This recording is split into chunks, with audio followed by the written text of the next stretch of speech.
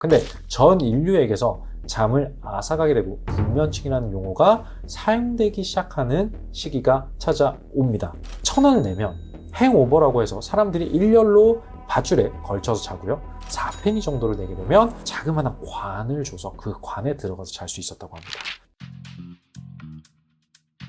안녕하세요. 5천만 랜선 아이들이 되고 싶은 신사고찰 그리고 엄마나야의 이사입니다.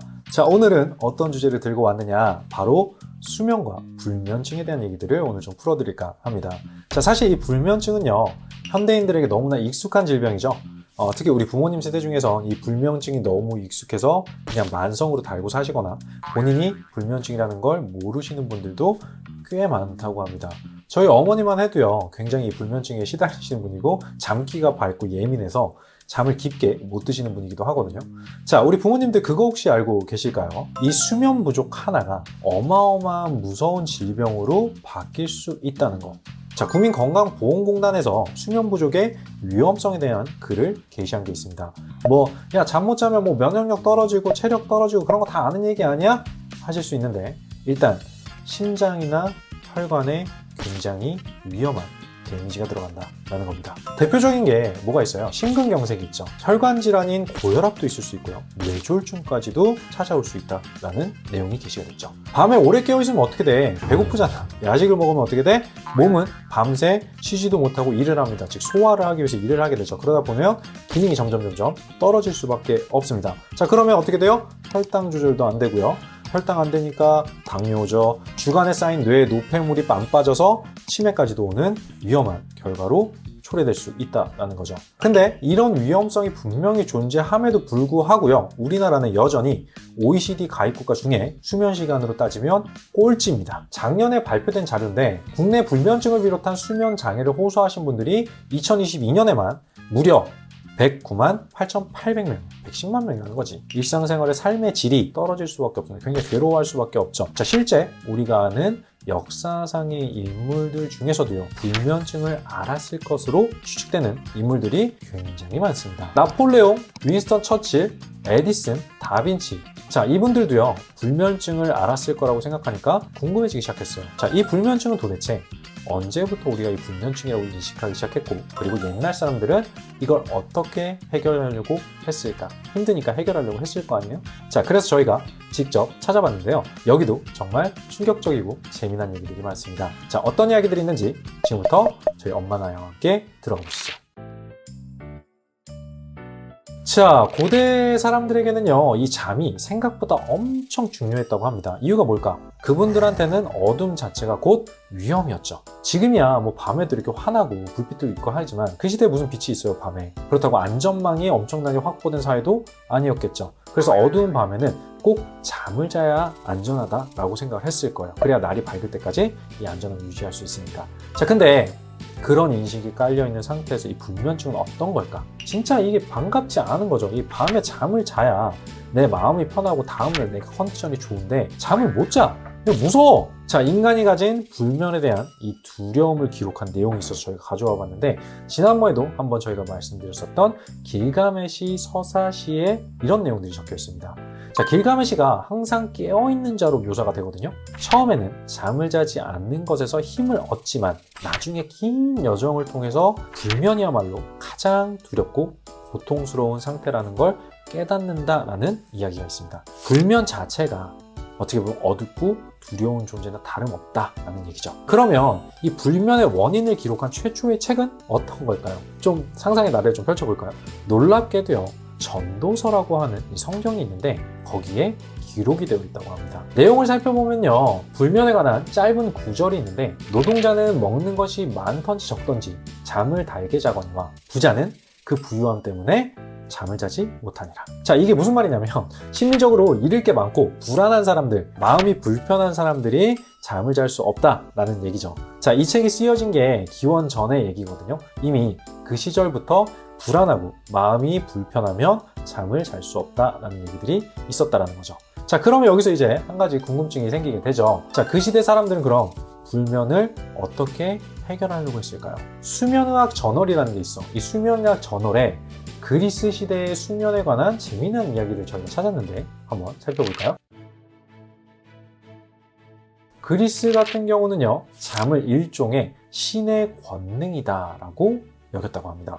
잠을 필수적이고 귀하게 여겼다라는 거거든요. 자, 그리스는요, 문화적으로 여러 다문화 신들을 모시는 문화였죠. 다신 문화였잖아요. 잠에도 신이 있다, 이걸 주관하는 신이 있다라고 생각했다라는 거예요. 자, 히프노스, 우리말로 하면 수면제 혹은 최면을 뜻하는데, 이 히프노스가 허락해야만 사람들이 편하게 잠을 잘 수 있다라고 생각을 했다라는 겁니다. 자, 그래서 실제로 잠을 못 자는 사람들은 히프노스 신전 가가지고 며칠 동안 휴식을 취한 거. 왜? 이 신이 나를 좀 미워하니까 여기 가서 좀 기도도 좀 하고 거기서 좀 쉬어야 되겠다라고 생각을 했다라는 거죠. 자, 여기서 흥미로운 게 뭘까? 히프노스 신의 가족들이 있어요. 자, 그리스를 보면 신한테 가족들이 많이 있거든요. 자, 엄마는 누구냐?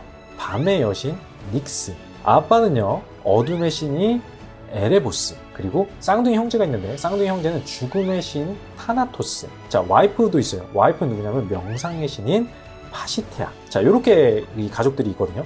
자, 이걸 보면서 저희가 알 수 있는 건 고대 사람들은 수면이라는 행위에 밤, 어둠, 휴식, 그리고 죽음, 이런 의미를 부여했다라는 걸 우리가 알 수 있다는 거죠.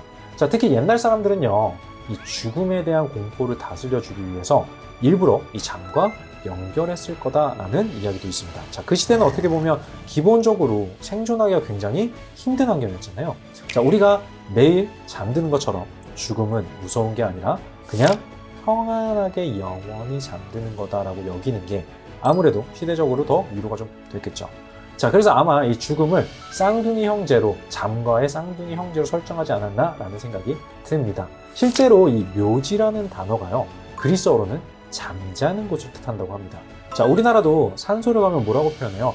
어르신이, 내 조상이, 내 아버지가, 내 할아버지가 잠들어 계신다라는 이야기를 하죠.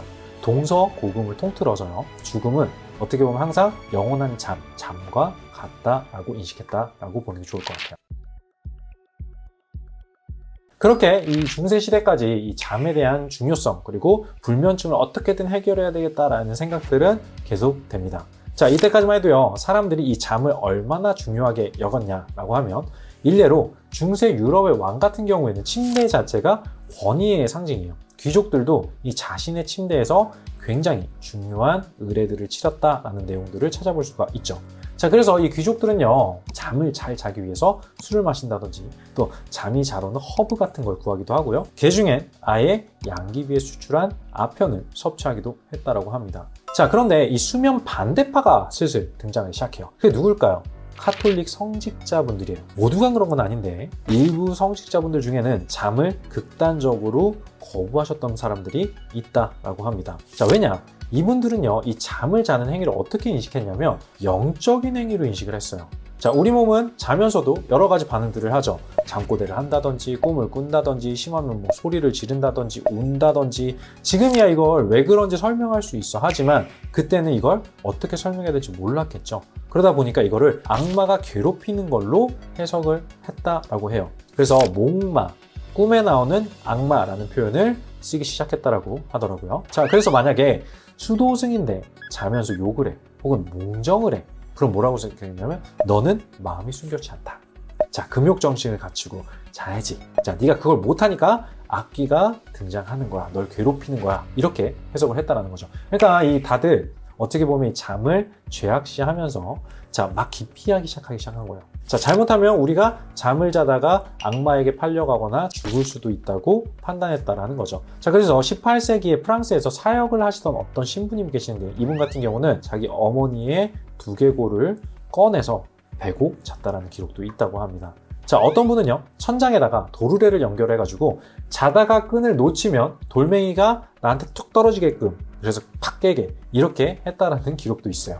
나중에는 아예 수도원에선 수면 금지 훈련을 실시하기도 했답니다. 자, 어디는 돌 맞고 있고 어디는 막 해골 베고 자는데 멀쩡하게 이 정신세계가 다음 날이 돌아갈 리가 없잖아. 그래서 개중에 또 의사 출신인 성직자분들은 제발 좀 자라고, 너는 잠이 필요하다, 그런 생각하지 마 라고 강조를 했다라는 기록도 있어요. 그래서 종교인들은 편안한 잠을 자기 위해서 자기 전에 기도를 하고 성경을 읽는 습관을 들이기를 좀 강조했고, 의료인들은 분명히 건강에 이상이 있어서 네가 잠을 자지 못하는 거니까 피를 깨끗하게 해야 된다라든지 음식을 건강하게 먹어라라든지 꼭 6시간에서 8시간은 자야 된다라는 이야기가 있었습니다. 자, 어떻게 보면 틀린 말이 아니죠. 다 어떻게 보면 수면에 어느 정도 도움이 되는 그런 얘기들이잖아요. 자, 그렇게 약간 관리의 차원에서 이걸 접근하기 시작했다라는데 여기서 또 문제가 하나 발생합니다.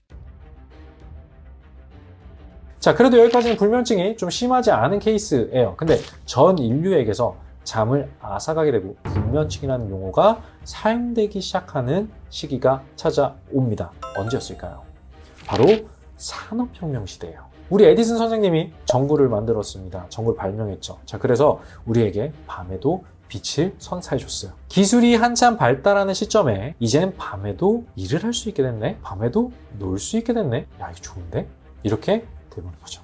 자, 사람들 어떻게 했을까요? 노동자들은 24시간 내내 막 일하고 부자들은 24시간 내내 놀고 자, 아예 잠을 자는 시간이 없어져 버리는 거지. 자, 그러면서 다수의 사람들이 만성적인 불면증에 시달리기 시작합니다. 자, 더 끔찍한 거는요. 노동자들은 잠을 돈을 내고 사야 된다라는 이야기도 있었어요.